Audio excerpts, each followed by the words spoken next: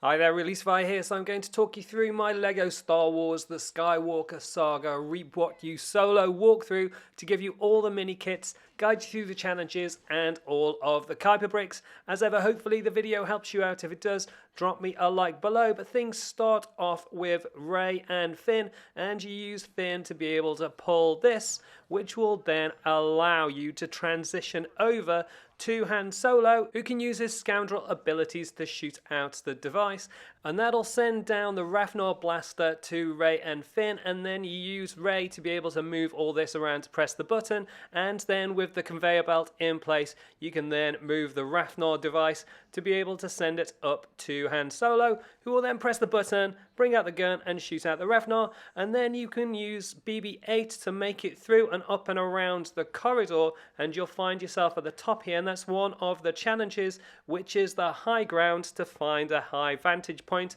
And then again you use the scoundrel ability to shoot out the little gun, and then you can jump on the gun once you've taken everybody out to destroy this device. Now you can use a bounty hunter to destroy it if you have one. If not, don't worry, you can still just use that gun to be able to blast it through. But there's also a mini kit in this area, and the way that I did it is that I changed over to a Jedi to force move this block to create a platform to be able to get up to the top. If you haven't got a Jedi yet, for me the best way to do it is probably just to head on through and take on episode 4, which will give you Obi-Wan Kenobi, and then use the scoundrel ability to shoot this out, which will move that block over there, which is where the mini kit is. You'll then need to throw a grenade using the villain ability, and then you'll need to transition to C-3PO, disassemble his legs, and that will allow you in to pick up the mini kit. Then it's time to transition back to Rey and Finn, and then you can press this button to be able to get up to the top. That'll bring you to a corridor. Follow it around chasing the Rathnar, and then you'll get to here. However, don't just jump on over. What you want to do is use Rey's scavenger ability to be able to get that block open. You can also assemble the little grapple, which will allow Finn to get over. But with the breaker blaster, you can shoot through the hole above the Rathnar and destroy it in one fell swoop. And that will give you this challenge, which is Rathnar Ruse, defeat the second blocking Rathnar. And then you can use Rey to walk across there, and then you come to here. Now the floor just ahead of where Rey is a broken floor, so you need to be careful of that. You need to use a grenade from a villain type to be able to open the door over on the other side. And you can see the floor went for Rey, so you can either use Rey on your first attempt and aim for the side, or hope that you've still got Finn like I did and aim for the side of that floor area, and you should be able to get over to the mini kit. You'll then continue on and come to this area, and then you can use a villain type to smash this door and be able to get on through to the other side.